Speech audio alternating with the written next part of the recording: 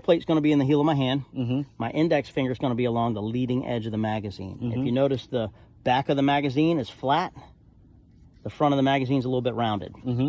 That's all. It's across the industry. That's pretty much the standard, right? So when I pick up a magazine, no matter how it is on the table, I can find it without looking at it and just pick it up the same way. So thumbs on one side, my middle finger's on the other. And I'm trying to reach for the tip of that first round if I can help it. If I can reach for the tip of the first round and I feel something in there, what's it tell me? It's hot. I got ammo in there and it's pointing in the direction I need it to. So when I pick even up in the dark. Yep, even when dark. you are what do you call fumble it? Something and then the impaired whatever, right? you say boom, you got it. Then you got it. You can feel for it, right? So even if you drop it on the ground and you're fumbling for it or whatever, you can pick it up, feel it, and then your muscle memory is going. Yeah, gotcha. So then when we pick up the pistol, remember, fingers straighten off the trigger, muzzle pointed in a safe direction. We're going to insert the magazine. Notice how the muzzle and the tip of that first round is pointed in the same direction, and I got it all taken care of, right? So I insert till it goes click. I feel it seat into place. I reach over the back of the slide with my hand, and I can rack it.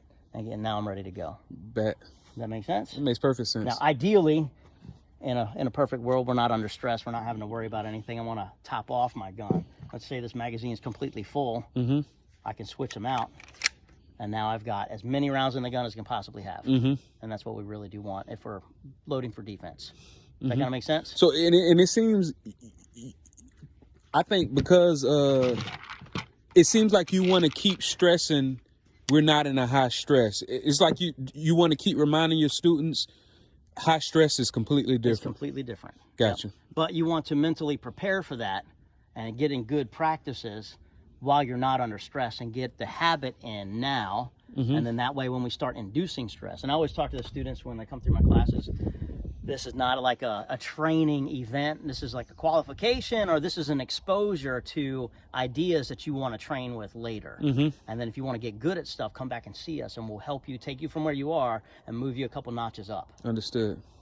Because everybody's at different levels, and we got 24 people in a class. The people that need the most attention are going to get it, and then people that don't get any attention because they're pretty good, we want those guys to come back. We want people with low skills to come back, but we want to give them individual attention instead of, well, you're pretty good, I'm going to work with you over here. We don't want that to happen. So we have the large classes for our basic stuff, but then we want small groups coming back so you can get some good one-on-one attention. Understood. Yep. Bet.